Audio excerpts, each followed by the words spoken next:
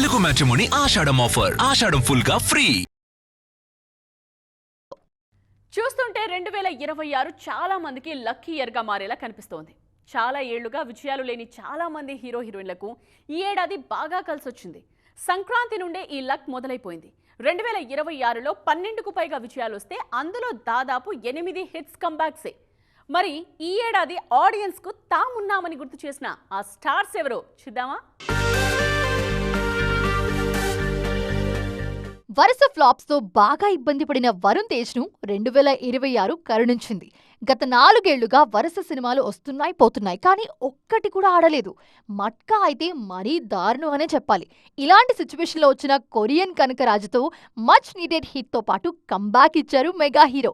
ఈయనతో పాటు దర్శకుడు మేర్లపాక గాంధీ కూడా ఎక్స్ప్రెస్ రాజా తర్వాత హిట్ కొట్టారు. అఖిల్ కి కూడా 2026 బాగా కలిసొచ్చింది. 10 ఏళ్లుగా సరైన హిట్ కోసం చూస్తున్న ఈయనకు లెనిన్ తో ఈ ఇయర్ హిట్ వచ్చింది. అఖిల్ కెరీర్ కు ఇది కంబ్యాక్ కాదు, most wanted hit. Hello, most eligible, bachelor లాంటి సినిమాలు ఓకే అనిపించినా కమర్షియల్ గా నిలబడాలంటే హిట్ అవసరం అనుకున్న దశలో వచ్చింది లెనిన్. అందుకే 2026 అఖిల్ కు ఎప్పటికీ స్పెషలే. శర్వానంద్ కూడా 2026 లక్కీ ఇయర్ అనే చెప్పుకోవాలి. 2 ఏళ్లుగా సినిమాలే చేయని ఈయన సంక్రాంతికి నారీ నారీ నడుమ మురారితో వచ్చి సర్ప్రైజ్ హిట్ కొట్టారు. అలాగే బైకర్ తో సమ్మర్ లో పలకరించారు.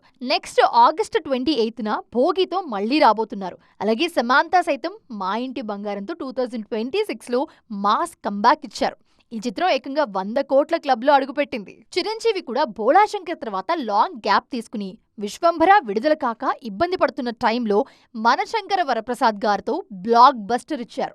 ఇలా 2026 ఈయనకు కంబ్యాక్ గా నిలిచింది. ఇక రామ్ చరణ్ కూడా గేమ్ చేంజర్ ఫ్లాప్ తర్వాత పెద్దితో ఈ ఏడాది కాస్త సేద తీరారు.